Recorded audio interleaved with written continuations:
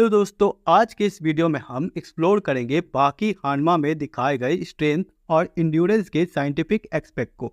हम देखेंगे कि कौन से टेक्निक और फिजिकल फिट रियल साइंस पर बेस्ड है और कौन से सिर्फ फैंटेसी। तो चलिए शुरू करते हैं। सबसे पहले हम स्ट्रेंथ ट्रेनिंग की बेसिक साइंस को समझते हैं। रियल लाइफ में स्ट्रेंथ को इम्प्रूव करने के लिए लोग वेट लिफ्टिंग, रेजिस्टेंट ट्रेनिंग और प्रॉपर न्यूट्रिशन फॉलो करते हैं। साइंस के अकॉर्डिंग मसल को ग्रो करने के लिए प्रोग्रेसिव ओवरलोड और एडिक्वेट रिकवरी जरूरी है। यानी कि जब हम ट्रेनिंग कर रहे होते हैं तो हमारे मसल्स और टिश्यू फाइबर ब्रेक हो रहे होते हैं, और जब हम सोते हैं या रिकवरी लेते हैं तब जाके वो वापस से रीजनरेट और रिपेयर होते हैं, तभी जाके हमारी बॉडी बनती है या ग्रो होती है। अब बात करते हैं बाकी के यूनिक ट्रेनिंग मेथड के बारे में। एनीमे में बाकी को इंसेंस ट्रेनिंग करते हुए दिखाया गया, जैसे कि अपने बॉडी वेट से ज़्यादा वेट उठाना, अंडर वाटर शैडो बॉक्सिंग करना और बिना किसी रेस्ट के कंटिन्यूअस ट्रेनिंग करते रहना। रियलिटी में इतनी इंटेंस ट्रेनिंग से इंजरी होने के चांसेस बढ़ जाते हैं, लेकिन एनिमी में बाकी इजीली रिकवर कर लेता है। आखिर है तो एनिमी यार। चलिए अब कुछ फेमस सिग्नेचर मूव्स के बारे में बात करते हैं और उन्हें एनालाइज करते हैं, उनके पीछे क्या साइंस है। तो कॉर्ड कटर की बात करते हैं तो बाकी के कॉर्ड कटर मूव में वो अपने अपोनेंट की नर्व्स को डायरेक्टली अटैक करता, और सारे नर्व्स नहीं, कुछ खास नर्व्स के। तो रियल लाइफ में इसको करना ऑलमोस्ट इम्पॉसिबल है, क्योंकि नर्व्स इतनी जल्दी टारगेट कैसे किए जा सकते हैं, क्योंकि वो दिखते हैं नहीं और इतनी आसानी से उन्हें कैसे पकड़ा जा सकता है।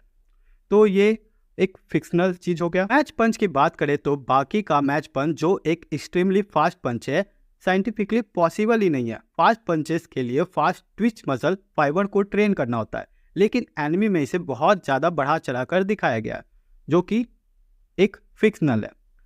टेमन बैक की बात करें तो जो इस सीरीज का एक आइकॉनिक चीज़ है, जिसे बहुत ही वेल एक्सप्लेन किया गया और इसकी हिस्ट्री, ओरिजिन, बहुत चीज़ों को अभी एक्सप्लोर करना बाकी भी है। यूजरो का डेमन बैक जो है वो मसल हाइपरट्रॉफी का रिजल्ट है।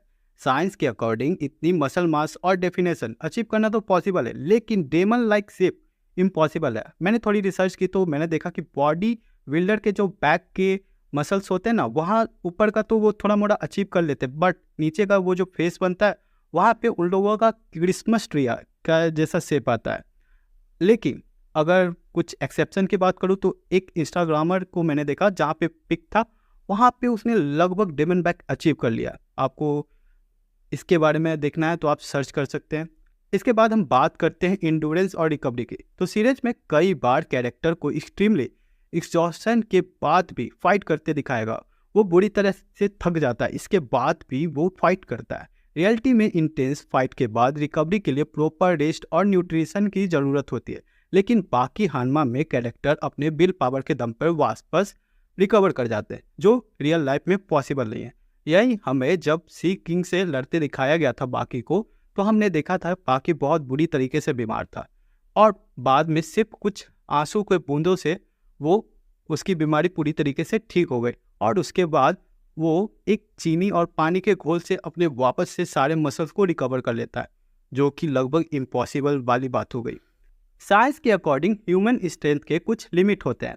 रियल लाइफ में कुछ स्ट्रॉन्ग मैन, एथलीट और MMA fighter incredible feet perform करते हैं, लेकिन बाकी हानमा में दिखाए गए लेवल बियॉन्ड रियलिस्टिक है, वो सोचे ही नहीं जा सकते। जैसे यूजुरो के फीट या बाकी के सुपर नेचुरल स्ट्रेंथ को देखें तो वो सब मूवमेंट बिल्कुल फैंटेसी की तरह है। तो दोस्तों बाकी हानमा के स्ट्रेंथ और इंड्योरेंस लेवल मोस्टली साइंस के प्रिंसिपल से ही इंस्पायर है, जिसके कारण ये सीरीज मुझे काफ़ी पसंद है कि वो एक्सप्लेनेशन काफ़ी रियलिस्टिक के तौर पे लगता है, और वो जो एक्सप्लेनेशन लेता है उसका हिस्ट्री, ओरिजिन, बहुत कुछ हमें अच्छे से बताता है। फिर भी ये बहुत ज़्यादा बढ़ा चढ़ा कर दिखाया जाता है। और इसके बाद भी हम देखें तो बाकी एक बहुत अच्छा एनिमी है, और इस चीज़ को अगर साइड रखें तो बाकी सारी चीज़ें इसके बहुत ही, इसके फाइट सीन या इसके एक्सप्लेनेशन बहुत अच्छे होते हैं, और सीरीज हमको इंस्पायर करती है अपने लिमिट को पुश करने के लिए, एक स्ट्रॉन्ग माइंडसेट डेवलप करने के लिए।